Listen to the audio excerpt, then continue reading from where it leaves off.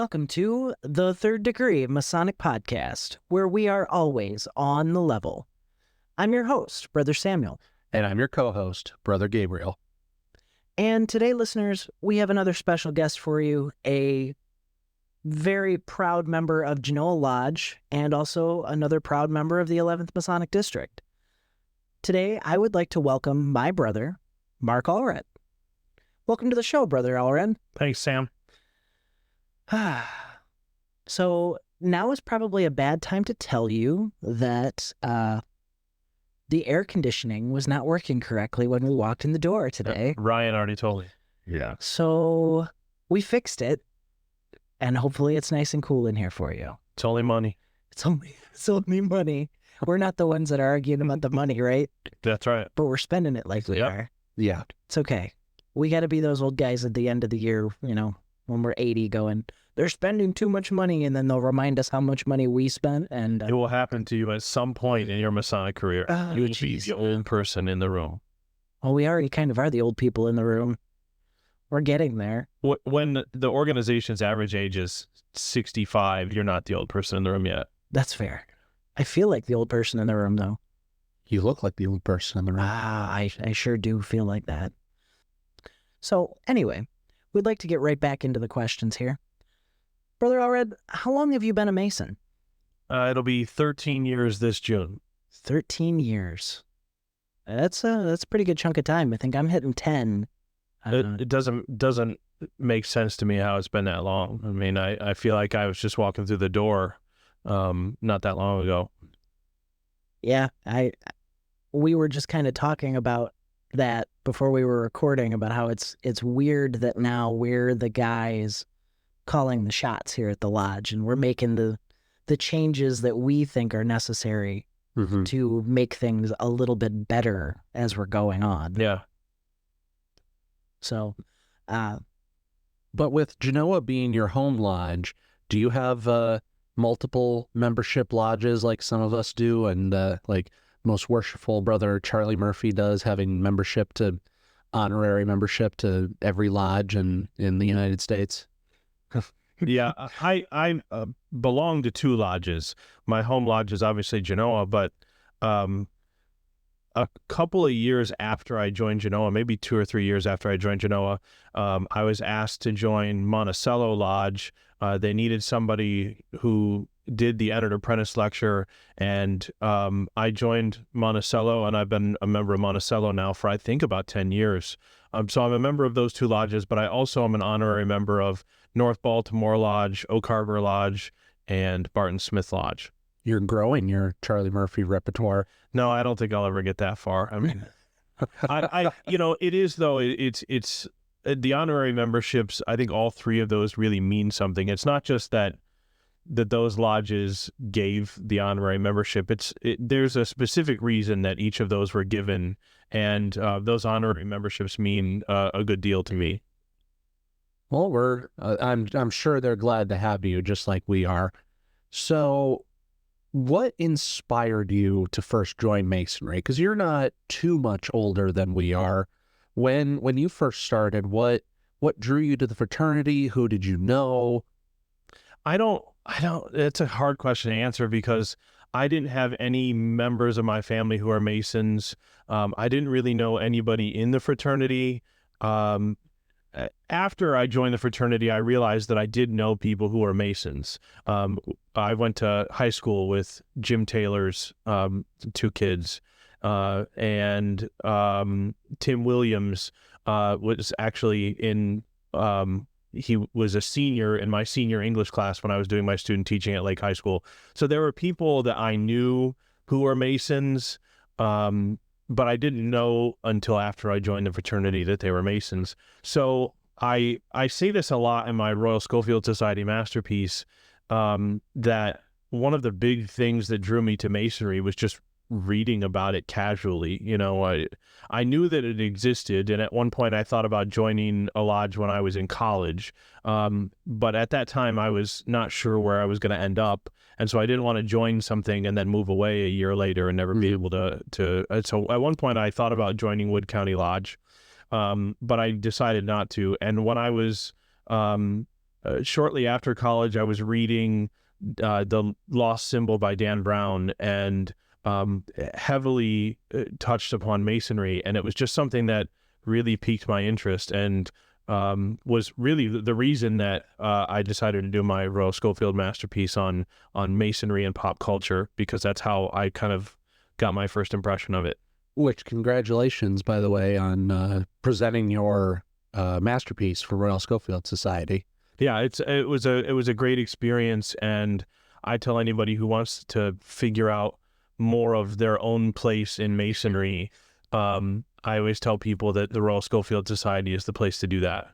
I have to wholeheartedly agree with you there. I'm currently going through my journey with the Royal Schofield Society, and it has been an absolute blast from start to finish. Yeah. I thought it was going to be very much a like a check the box kind of thing. Yes. You know, it's like I have 10 modules to do, and I'm just going through them as quick as I can to check all the boxes and get done. Absolutely. But, and it was very much, and I was like, okay, well, let's try it. And I did the first section, and I finished the first section in one night at work. And I was just like, oh, wow, this was a lot of fun. Yeah. I mean, and debatably, I would say it's probably the most boring section out of all of them. Mm-hmm. But then you go into the second section of it, and you have more requirements that you have to hit, and they're a lot more, they really make you think. Mm-hmm. And craftsmen, just for those of you who may have not listened to some of our other episodes yet, the Royal Schofield Society is a education program in the state of Ohio, and it's available to the rest of the United States too, correct? Or just Ohio? The Royal Schofield Society is only Ohio, but other states are adopting what we've done. And so Missouri, for example, has their own version of the Royal Schofield Society. It's a different name, but it's the same idea. But yes, craftsmen, for those of you who may not know, the Royal Schofield Society is a top-class Masonic education program in the state of Ohio. But yeah, I absolutely love everything about the Royal Schofield Society, and I'm having way more fun with it than I thought I was going to have. So what made you initially decide to get involved with the Royal Schofield Society? So it was actually right when we shut down for the pandemic. I was still at work, but the students were at home, and I was just sitting at school with an empty classroom, and I had nothing else to do. And I thought, well, I'm sitting here, I don't have a lot of things to do. Why don't I just go ahead and do this? Charlie's been bugging me about it for a long time. Why don't I just go ahead and do it? And what started out for me, I think, as something similar, was like I felt a little bit of pressure maybe to do it. And then once I did the first thing, it was just kind of eye-opening. These were things that I had never thought about before.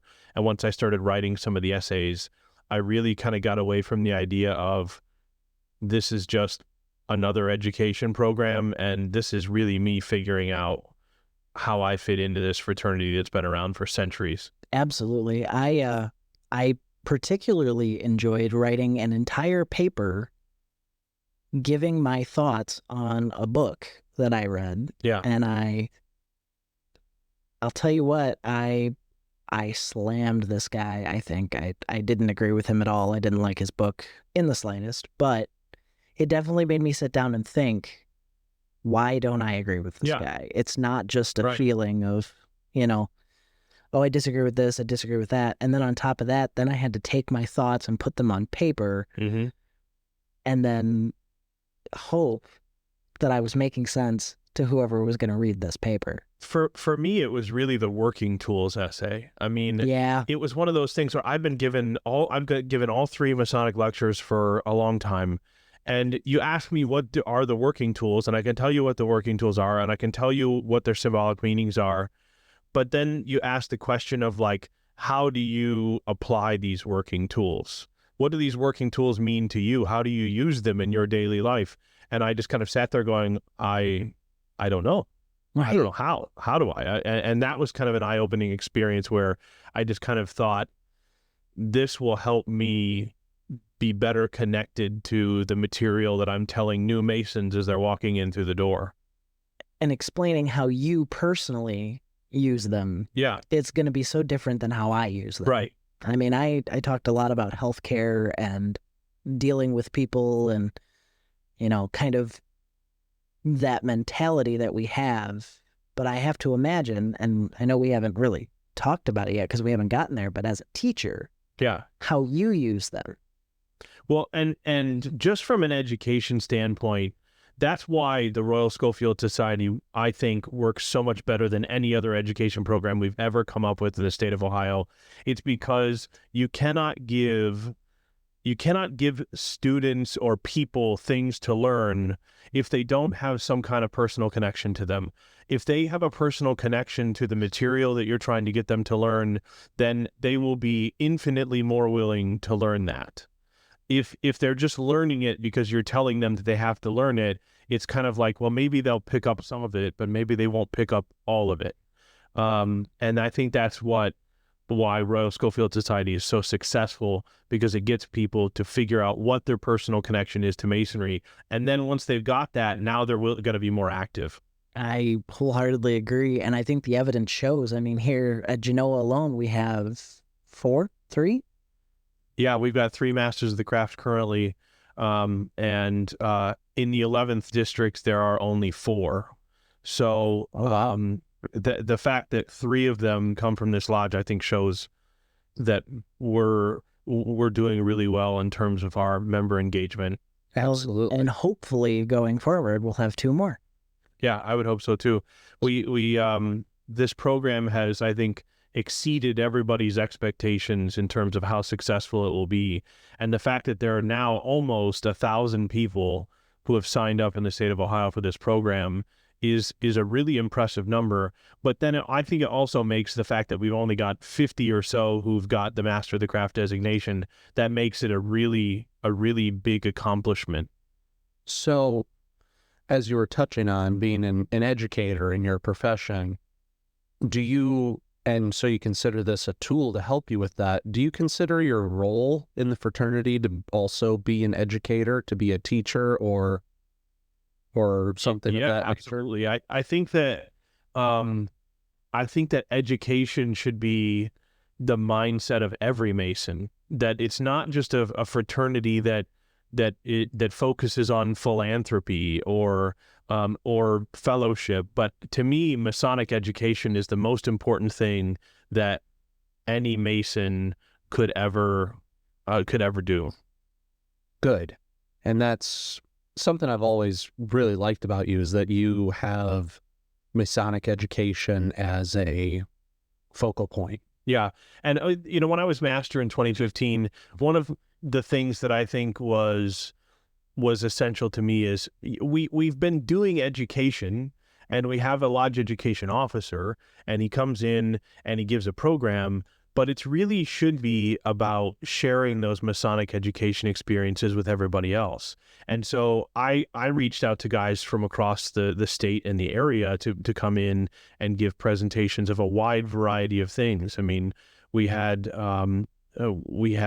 Mark Harris come in to talk about the Ohio Masonic Home Foundation. We had Isaac Demarest came in and talked about his experiences with Freemasonry in Malta.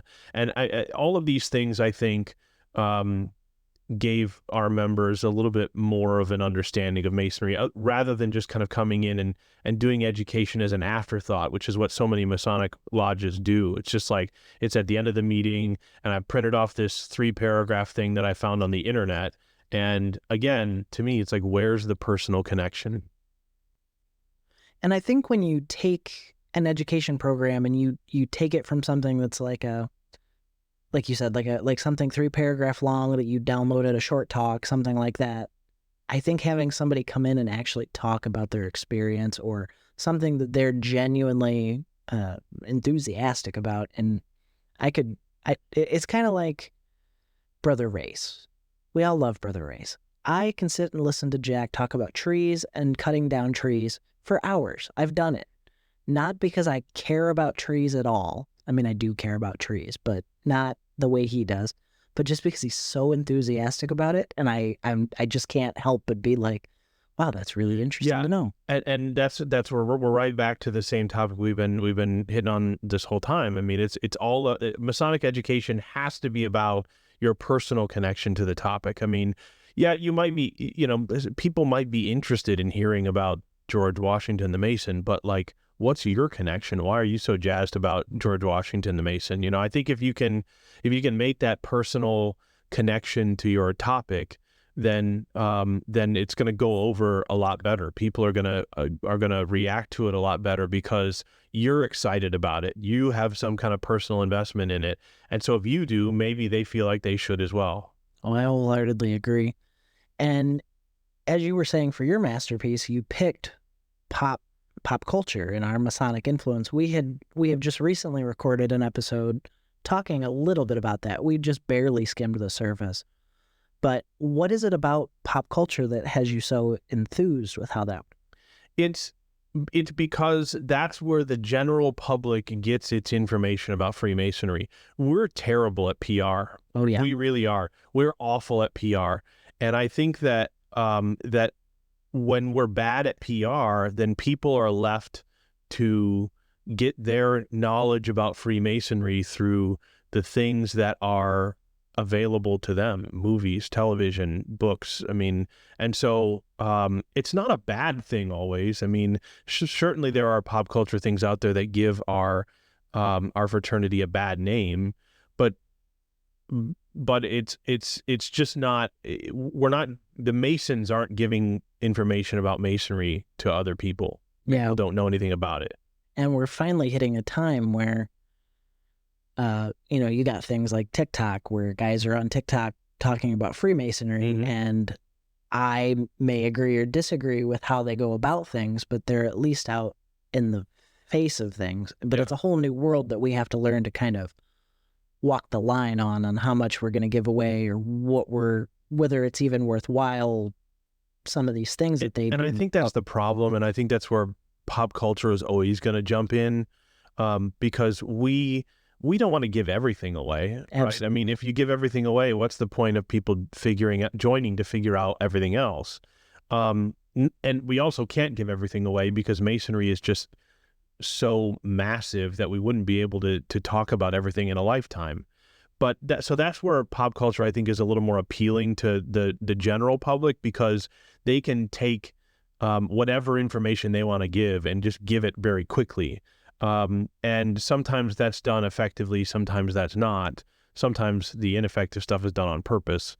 But I think it's important because there are lots of guys out there who join our fraternity because they encountered something in popular culture that they picked up on and made them interested to join the fraternity. Well, we had talked about National Treasure being a big jumping off point for Masonry. I mean, our numbers skyrocketed when that movie came out.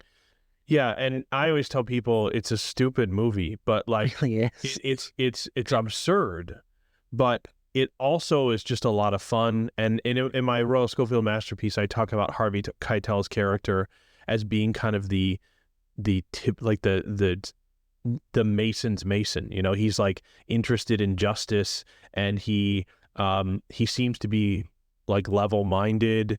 And the end of the movie to me is incredibly Masonic, whereas the rest of the movie obviously is just really kind of sensational. Sure. Absolutely. And as we were talking about in one of our other episodes, it's kind of the double-edged sword of Masonry in the media. Of it can get people questioning, it can get people interested, it can get people wanting to be involved, but unfortunately, because of the way people take in media, that becomes their idea of the fraternity. If they see something presented to them in pop culture and media, that's what they assume the fraternity is. I see what you're saying, and for a long time that's kind of the way I thought also. But the whole point, I think, of my Royal Schofield masterpiece is, who cares? If it gets people interested in Masonry, that's where we as Masons come in. Like they can come into our fraternity with all of these misconceptions about what Freemasonry is, but it gives us finally an opportunity to give them the right answers, to tell them that's not correct, but here, let me explain to you the truth. It's kind of our job. Yeah, really. Right. And again, to me, if it gets people interested in our fraternity and makes them want to know more about it, and it gives us the opportunity to talk about it, then it's, it's good publicity, even if it's a negative light that is putting our fraternity in. So, as talking about pop culture with Masonry and having your opinions on that, when you first joined Masonry, what were some of your thoughts about it? What did you go in thinking? Were you trying to get something? Did you learn about something in some way that you wanted to see? Did you have a preconceived notion that then got dispelled? Or I don't think I did. I mean, I don't think I knew what the fraternity was at all. Like, I knew that it existed, and I knew that there was some kind of like, kind of like it was shrouded in a little bit of secrecy, but I just didn't really have any like expectation of like, this is what I'm gonna experience when I walk into the lodge. And I think for most guys, that would be the right mindset. Just like get all of the expectations of Freemasonry out of your head and forget about what you think you're going to experience and just experience, right? Just experience it as it's happening. And I think when you go in with that kind of mindset, what you find is that a lot of things in our fraternity will surprise you. Just the people. I mean, I'll never forget. I was a fellowcraft, I think, and I showed up here for the parade, the Genoa homecoming parade, and I had given my fellowcraft examination by that point, and I think my Master Mason degree was scheduled for like the week after that. And I was up here in the lodge room, and they were putting me in an apron, getting me ready to march in the parade. And Chet Bulin, who a lot of you guys don't know Chet or didn't know Chet, he came up to me and he said, "Man, you're gonna do great things in this fraternity." And I'm sitting there going, I've met this guy 4 times, and I have no idea who he is really. I don't know what kind of a person he is, and yet he's putting like all of his confidence in me. Like that to me is like the one of the most surprising things about our fraternity, that once you join, it's just that you're accepted. You find people who can have that much faith and confidence in you after knowing you 3 or 4 times. it is really great how this fraternity that we join is overarching that way. I mean, everywhere you go, some of my personal experiences with it, meeting Masons just out in the wild, and you connect with them, or you go to a lodge you've never been at before, but someone knows your name, and then they start introducing you and showing you around, or going to a historical lodge in another state and they show you around once they know you're a Mason. It's just wholesome is probably a word for it. I said this last Tuesday during the presentation that I gave on foreign Grand Lodge jurisdictions. When I was in England, English people have this like stereotype in the media of being kind of haughty and a little stuck up. But when I walked into a Masonic organization in London, I felt like I knew those guys for decades. I mean, I felt like these were guys that I could walk into my own lodge and meet. And some of these guys, I've said this a whole bunch of times to a lot of people. One of these guys had been knighted by the Queen. I mean, he was an OBE, and you could tell he was incredibly successful. He was a 33rd degree Mason, which in England there's only like 50 of them. And this guy had every conceivable status above me, and yet he sat there and talked to me as if we had gone to high school together, like we'd been friends since we were kids. And it was just kind of it just still kind of blows me away, even though like I know that's what Masonry is and that's what Masons are like. When it happens like that, it still surprises me. And that is really incredible, because we all have stories of that. We all have stories of being accepted by the fraternity somewhere randomly that we didn't expect it. And it just builds the bonds of this fraternity even stronger with us. Yeah. And that's, I think, one of the things that I looked for the most when I was joining Masonry was like, I think a lot of guys, especially younger guys now, come in and they're missing something. There's like not an opportunity for this kind of stuff to happen where we're like just all sitting around and it's guys and, you know, you're having this opportunity with like-minded individuals. And I don't think that that happens very much anymore. And I think that's why a lot of our guys end up joining, because they're missing that. Well, and it's almost like you don't have a third place. You know, you got your job and then Yeah. you got home. A lot of people, and I know a lot of people my age, were not joiners. Yeah. And a lot of people from the Gen Xers were not joiners. And I think the vote is still out on Gen Z. I think you would know better than we would on how they are, considering you work with them pretty often. They ask me a lot of questions. I wear a suit to work every day, and on my lapel is always a Masonic pin. And I have a ton of people ask me about it all the time, and I take every opportunity I can to explain it to them. And I don't think they really understand. Like, I think that maybe they understand part of it, but at least the seed is there. You know, Right. like at least they've asked about it. And I, for a couple of years, I was taking kids for a number of different reasons up to the Detroit Masonic Temple to do tours and those kinds of things. The first year I did it, it was like a combined project. We had a news, our school newspaper students came to like write articles about the building and the fraternity. And then we had photography students come in and take some really incredible pictures of the building. And then some creative writing students came and wrote some pieces about their experience.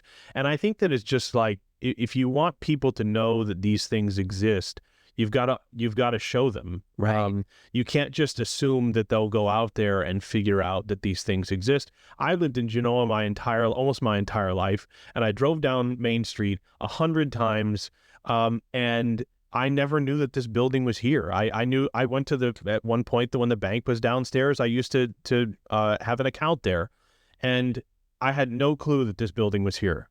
And mostly at that time, though, it was hidden behind that aluminum mesh that we That had ugly on the building. cage. Yeah.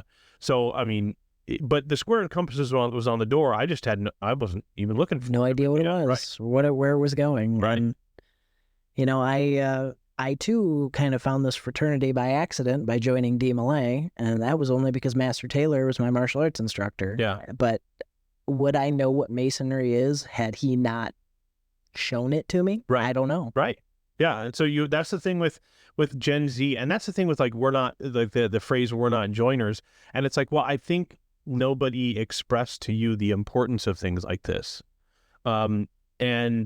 And so maybe that's where our problem is. Like I said, we're bad at PR. Yeah. We just don't tell people that we're here, and we don't tell them what we do. And it's really only been in the last, I don't know, 10, 20 years that you're actually able to go up and tell somebody, I think you'd make a good Mason. Yeah. Can't ask him to join, but I can tell you that you would make a great Mason. I think you've always been able to at least say that, but I think people, like, especially people who would be like in our grandparents' generation, maybe before, didn't, because they had so many people joining the fraternity, everybody knew about it. Yeah. And so they didn't need to say you'd make a good Mason, because the guys who would make good Masons were knocking down the door trying to get in. And so, you know, you look at that post-war generation, and they were all looking for many opportunities to continue meeting together. And that's what's kind of interesting generationally, is that you have people from Brother Wilburn and I's generation who we were raised in DMLA. We were kind of odd ones out of our generation because we kind of did join some stuff and we wanted to continue on. And what's interesting about younger Masons is that their mode of communication is a little bit different. I mean, Brother Wilburn and I can remember a time when we didn't have smartphones, we didn't have Facebook and the same types of communication. These younger Masons, their entire life has been rapid communication and rapid response. Mm-hmm. And it's interesting seeing some of them and how they relate to the fraternity and how it's adapting. I mean, look at what we're doing right now. Yeah. And I think some good things will come out of that. I also think that we have to we're living in a culture of like instant gratification, and I think that what we need to do as a fraternity is remember that that there are some things that are better if you wait for them. You know, there are things that if you to me the initiation experience should be much longer. The fact that we're just rapid fire people into this fraternity doesn't do them any good. I mean, it doesn't give them the opportunity to be able to spend time thinking about what this fraternity is and what this, they get one degree, and before they can even think about what that degree is, we're trying to push them into the next one. And so, you know, that's why I talked about the Swedish Rite the other night at Lodge. It takes like 2 years to get through all 3 of the degrees.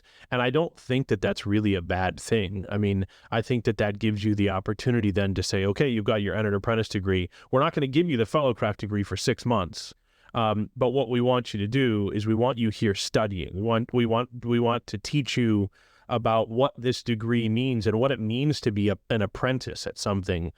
Could you imagine, you know, you join the carpenters union and they start your apprenticeship, and then 3 weeks later they're like, oh, we've taught you everything we need to know, you need to know, and now you're going to be in charge of a job site. It would be disastrous. Correct. And so the same thing is happening in our fraternity. It's disastrous because we're not teaching people how to go through the whole process of being a Mason. I remember when I first started that I was one of the guinea pigs for the written return, and I liked it at the time because that's how I do stuff. I like to write my responses down, but it almost did me a kind of a disservice because I didn't get very familiar with code. I didn't get very familiar at like really internalizing everything from the degree. And I do wish that I had had a little bit more study time and a little bit more, because it's taken me a couple years through my Masonic journey to really start to understand, okay, this should have been the focus from the beginning. I was learning my ritual from the beginning rather than taking position and establishing myself. It should have been learn the ritual first. Yeah, and you're talking about the Principles Proficiency, which was written by Right Worship Brother Steve Hessler over in the 16th District. And from an education standpoint, that Principles Proficiency is really what we need more of. But it also, I really think, is meant to be supplemental. That learning the ritual and the examinations that you're given, I think, is essential. And then on top of that, we should be putting these writing experiences that give you more of a connection to what those words mean. And so if you use both of them together over a longer period of time, I think you're going to find that Masons are much more knowledgeable about the fraternity. Well, and I feel like, at least for me, I did the traditional way, but I feel like I kind of had a little bit of a head start from being in DMLA. I kind of knew what to expect. I mean, I didn't know exactly what to expect because it is very, very different, but it's also got a lot of things that are so similar that I think I kind of took for granted the fact that I had this really good base knowledge. Mm-hmm. So sometimes it's really hard for me to comprehend somebody like Brother Turco, who did not have that. And then he's learning all of this from the get-go. He didn't have that base knowledge to get there. So, well, and just like education, I mean, I think every Mason learns differently. And so it may take one Mason 6 months to get an entered apprentice examination done. And it may take somebody else who has the skill already because of maybe DMLA, or maybe they're just good at those kinds of things.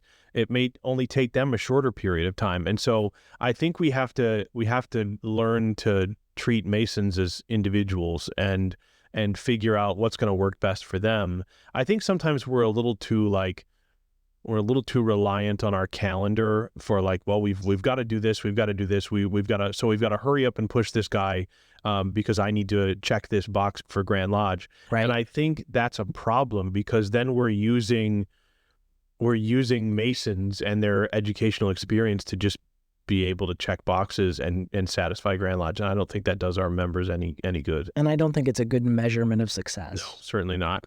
Exactly. So would you say that that would be something you might want to change about the fraternity? Like if you could change anything, not our ritual, not our work that we do, but something that needs to be improved, do you think it would be candidate education, candidate engagement, That should be our young top Mason priority. engagement? Should be our top priority. I think that everything that we do should be based around our candidate experience. If it doesn't help our candidates to be more intelligent, better Masons, then we shouldn't do it. I think that should be our absolute top priority. There's a lot of things that I would change about our fraternity. I think structurally we are we're hanging on to too many things when we don't have the personnel to be able to do it. It's kind of like, when a company's not particularly successful, but it wants to hold on to what it already has. I think I think we need some major structural reorganization here. Specifically, we have 5,000 Masonic bodies, and we don't have the membership to maintain them. I mean, the fact that there are so many appendant bodies, I think really draws away from our wheelhouse, which is Blue Lodge. And I think in the next 10 years, maybe 20, we're probably going to be faced with the decision of, do we need some of these bodies anymore? Do we have the personnel to staff them? I mean, you can already look at some other Grand Lodge jurisdictions, like I think it's West Virginia that doesn't have Grand Council. They just don't. If you want to be a Knight of the York Cross of Honor, you've got to go to another state and join a council there and be illustrious master in order to be qualified. So, and I think it really just is because there's not enough people to keep those organizations. And I think we're gonna come to a point in our Masonic fraternity where we have to make a decision of, can we keep these bodies afloat, or are we going to take the whole ship down just to save one, just to try to save one portion of it? Do you think there would be like integration with Blue Lodge? Do you think that maybe Blue Lodge could start offering some of the things that these appendant bodies do that draws people to them? They already do. I think the question should be with these appendant bodies, what do they offer that Blue Lodge doesn't? And then the question is, if there is something that they offer that Blue Lodge doesn't, why? Why doesn't Blue Lodge offer that if it's so valuable? And so, I mean, a lot of these appendant bodies came out of Blue Lodges in the first place. A lot of Masonic organizations used to confer other degrees. Mm-hmm. So, for example, the past master degree in chapter, that is something that comes out of like just an installation ceremony. For example, if you go to Goose and Gridiron Lodge to see one of their installations, or you're in England and you see an officer installation, they will open a lodge. They will do the installation in the Master Mason degree, except for the Worshipful Master. The Worshipful Master will be installed in a lodge of past masters, and in that case, everybody who's in that room has to be a past master. Right. And so then this kind of past master degree is given to him. It's not like a big, huge degree like the Master Mason degree, but it's something that he gets that can only be attended to by the past masters. That's pretty cool. I didn't know that. Yeah. So we've pulled out a lot of these things and put them in other organizations. The Royal Arch degree came out of Blue Lodge. It used to be conferred kind of like here's a merit-based degree that you get for your service to Freemasonry. It's kind of the complement to the Master Mason degree. You've earned this degree.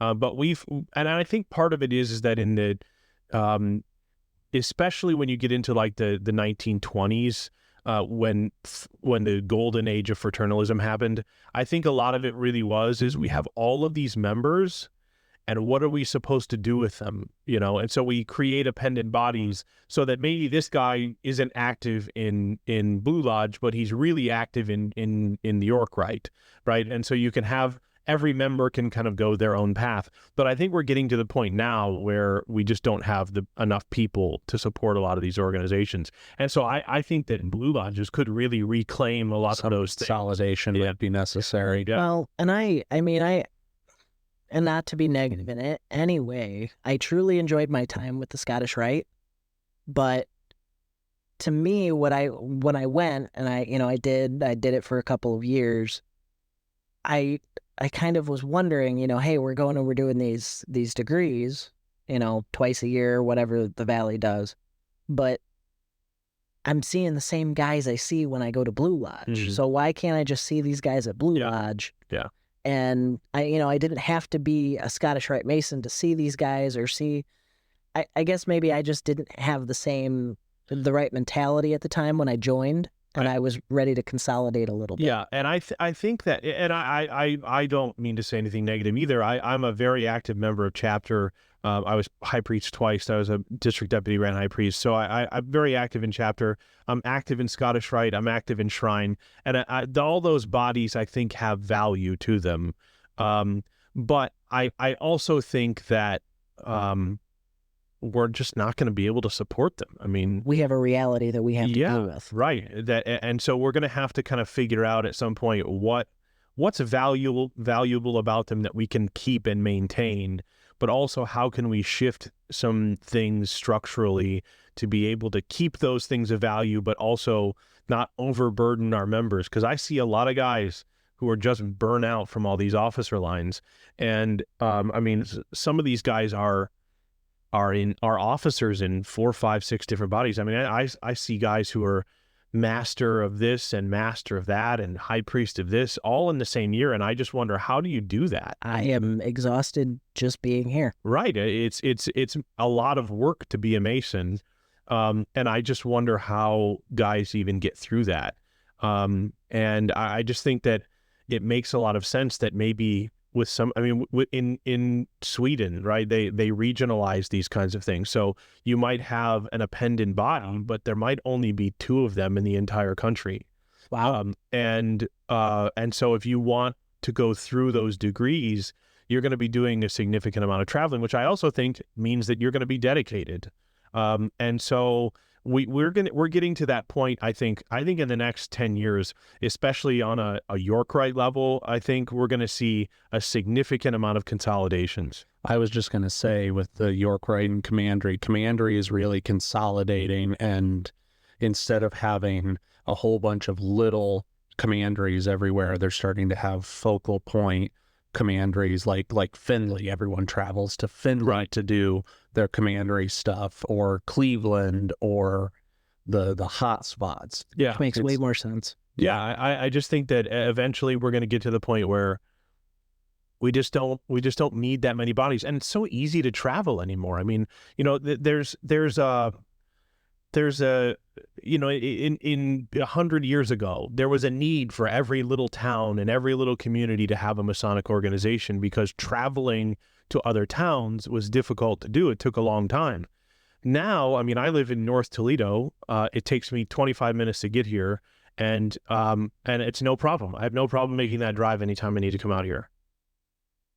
Honestly, in our area alone, we're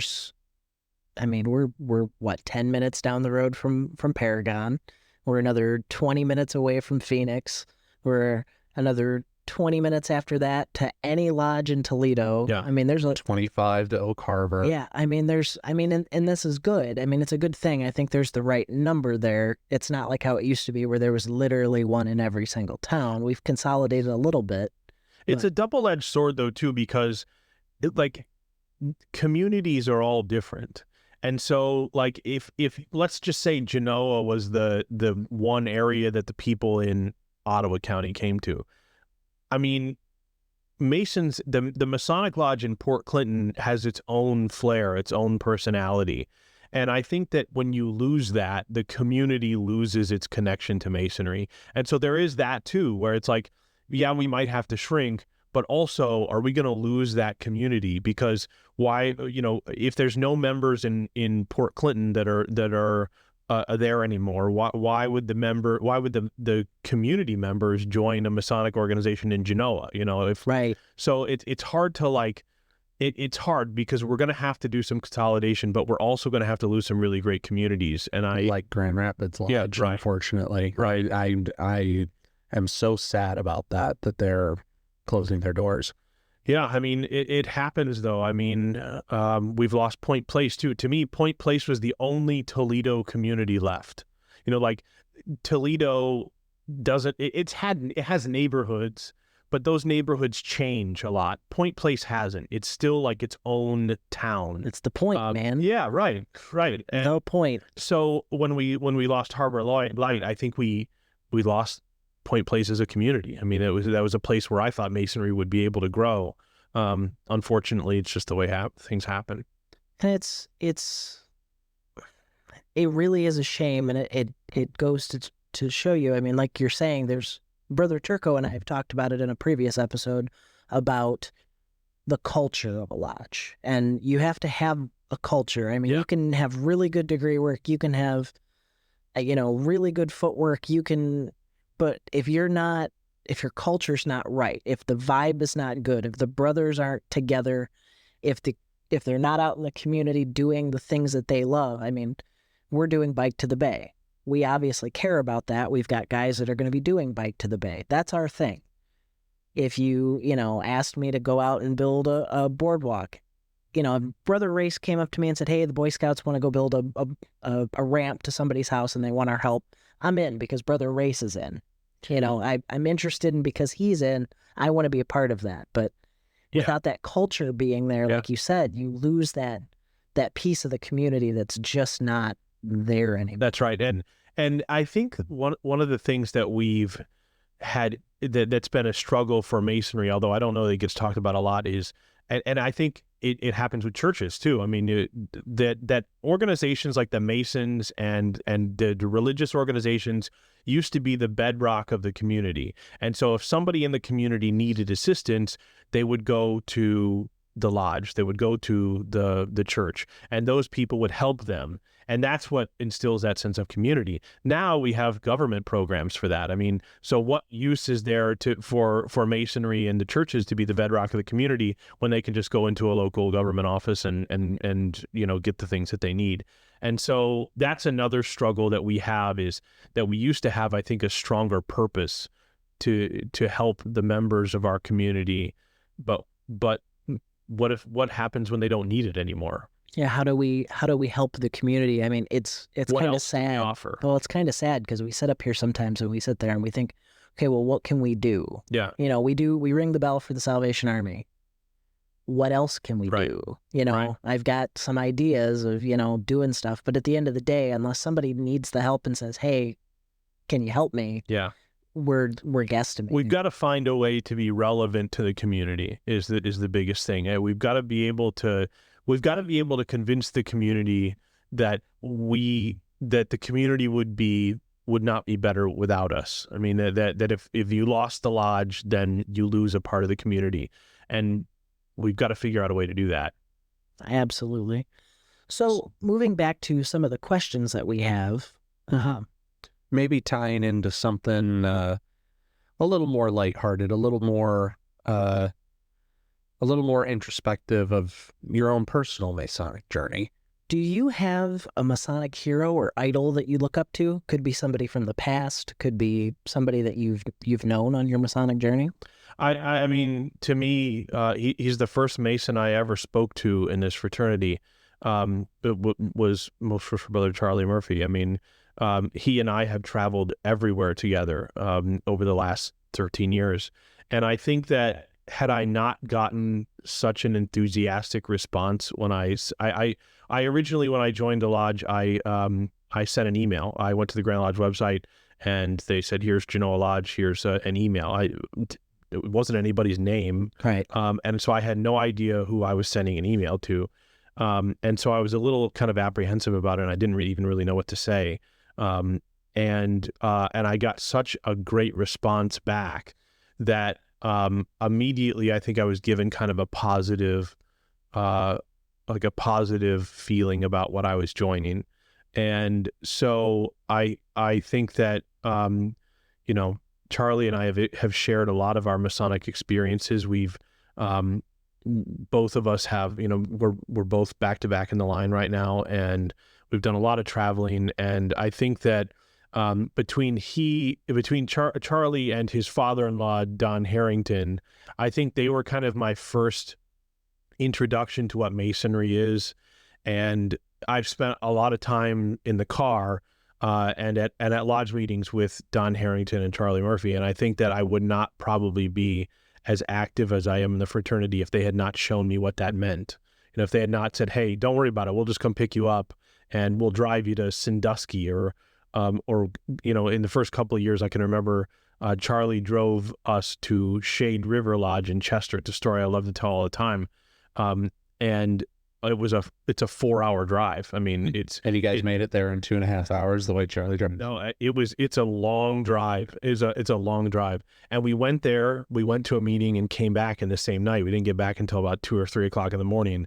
And I think those experiences really showed me what Masonry is capable of. And not to mention, when you get a bunch of Masons in the car for an extended period of time, like, you're going to solve a lot of problems. We're going to solve a lot of the world's problems. Right. You might create more along the way. You might find out that there are more problems than you set out to solve, but you will solve problems. And I those kinds of experiences, I think, are invaluable. And for those of you that would like to learn more about Brother Murphy, you can look back on one of our episodes titled Most Worshipful Brother Charlie Murphy, and you can hear from the man himself. And I think he's a great Masonic idol. I mean, we talk about it a couple times. I've known Charlie since I was 12 years old. Mm-hmm. He wasn't an active advisor. He was doing more stuff at the lodge, but he came to our meetings all the time. Yeah. You know, his kids, you know, Price was a DMLA, his daughter was in Rainbow, and I've had Charlie Murphy in my life for most of the benchmarks in my life, and I can tell you I 100% agree with you. Yeah, and you know, when you meet people like that in this fraternity, I mean, he's become just a great personal friend outside of the lodge. I mean, we've gone to England and Norway and Alaska and all kinds of places. It's incredible. So we've talked a bit about your early Masonic history, and we've talked at length about feelings on the fraternity and where it's headed. But do you have a really stick out moment for you, a proud moment as a Mason, a love you had for one of your degrees, a great mentoring session you had, something that you really look at and go, that is Masonry embodied? You know, I really think that there are a lot of things in my Masonic career already that I'm proud of, but the one that I don't think there'll be anything that surpasses this. I think the one that I'll always be proud of is just being installed as master of this lodge. I mean, it was kind of the first time somebody said, you're qualified to lead an organization that has been around for 150 years. And I think I don't think there's, you know, I've been installed into a lot of things, but I think that serving as master of a lodge is just a singular quality. It's a singular moment in a Masonic career. It's something I don't know that some guys, I mean, not a lot, some guys don't take as seriously as they need to, but I think that if I could trade anything, I mean, I'd give everything away except for being master of this lodge. It means so much to be able to lead this organization. I would be master as many times as the lodge needed me to, because it's just so important to me. As someone currently sitting in the East, I really identify with that, because it is so incredible sitting over there. And I really appreciate hearing that from you, because that shows not only the love you have for your home lodge, this community, this lodge that we have built here, but it shows just how impactful it can really be. So we've spent a long time now talking about advice you have for candidates, advice for leadership people to maybe think about doing things in a little bit more of an efficient way, and a little bit more of a streamlined way, something that's wholly beneficial for the fraternity.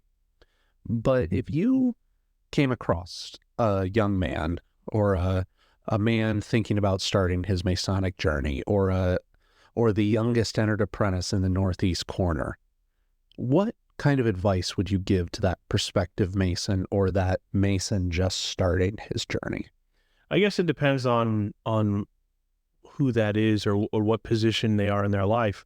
I always tell people, a lot of people will say, well, my grandpa was a Mason and I want to join, for my grandpa. And I always tell them, if you're joining for somebody else, don't. If you're doing this for any other purpose than to make yourself better, then just walk away, because you'll never, if you're joining just to make your grandpa happy, you'll never be active. I mean, it's not your primary objective in joining this fraternity needs to be, I want to be part of something bigger and something that's going to make me a better person. And so that's got to be your primary focus. And to new Masons, if people who've just joined, just ask questions, like incessantly ask questions. Masons love to talk about Masonry. And once you get them going, I mean, we've been going for an hour, and we could go all day. I mean, I'm sure every guest that you've had on here could have gone all day if they really wanted to. But I mean, so just ask questions, be inquisitive. If you don't know what something is, somebody will tell you what it is. Or if we don't know what it is, we might be able to find somebody who does. There are a lot of things that have been answered in this fraternity really just by asking. And you have to ask to join, so you might as well ask for the rest of it too. I mean, don't hesitate to ask questions. I like that. I do. I think that's really, really good advice. And that's something that has been a reoccurring theme with a lot of our interviews, is that candidate and new Mason engagement really needs to be important. It really needs to be a focal point. But this, and so there's two sides to this. Yes, we as a fraternity need to do better, but we also need Masons who just joined to be able to be self-starters. You need people absolutely that have the willingness to ask these questions, because a lot of guys, I mean, you can sit here and talk to them all day about Masonry, but they've got to take that step to be interested. They've got to take that step to be asking those questions. And so both of those things have to happen simultaneously. We have to have people who want to help candidates be better Masons, but we also have to have new Masons who are interested in being good Masons. That's good advice. That's very poignant. So we've been to some cornerstone and time capsule ceremonies. I mean, as we were talking about the Royal Schofield Society, Worshipful Brother Taylor, he did his masterpiece on time capsules and cornerstones, and we have our own little mock time capsule. And that's always been a tradition for a lot of lodges. I mean, the Browning complex has their time capsule. And Masonry likes to leave archives and books and stuff like that. But we started this podcast to really be kind of a virtual archive of Masonic stories, and to give people in the future a little bit more tangible of a grasp on Masons who came before. So if you had to think of a snapshot that you want to give to a future student who becomes a Mason, or a Mason when my son eventually joins and becomes an old Mason on the sidelines, and there's a new Mason someday, what would you like to leave to those future Masons? What would you like to have them know you as? What would you like them to know that you left the fraternity? I don't need them. For me, I don't need them to know me at all. My only concern here is, did I leave this lodge in a better place than what I found it? And if the answer to that question is yes, then I don't need Masons 100 years from now looking at my picture going, oh yeah, he was a really, really important Mason. That's not important to me. None of the honors, the titles, the jobs, none of that stuff that comes with this fraternity is really that important to me. What's important is ensuring the survival of our fraternity, so that it has the impact on future Masons' lives, the same impact that it's had on my life.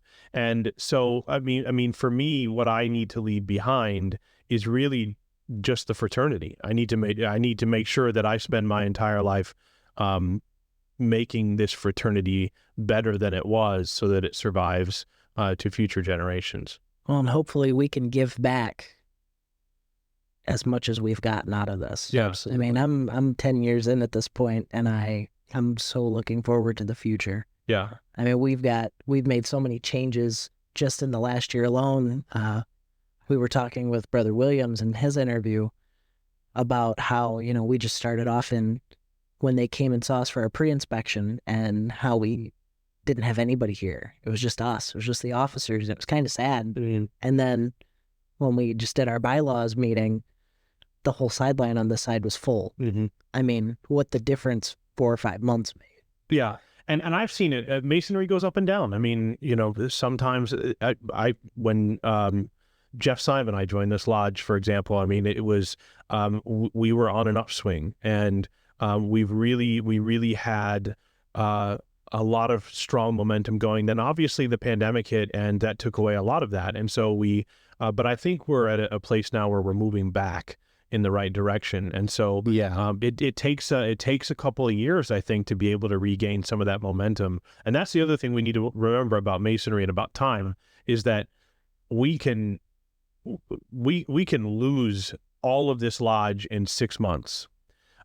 We can lose a lot of progress very quickly, but it also takes a significant amount of time to rebuild that. Yeah. So we have to remember to maintain that progress. Otherwise, it could slip from our fingers really quickly.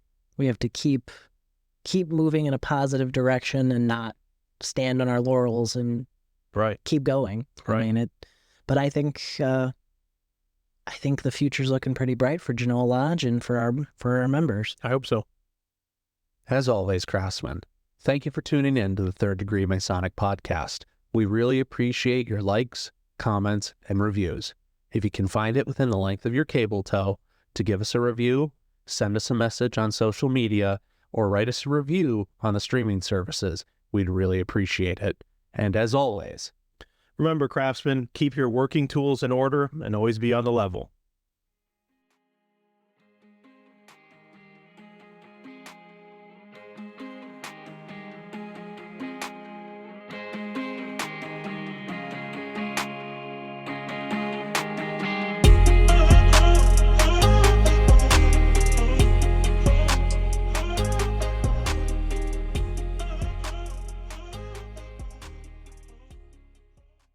The views and opinions expressed in this podcast do not reflect those of the Grand Lodge of Ohio, its officers, or any of its jurisdictions. They belong solely to the hosts or guests.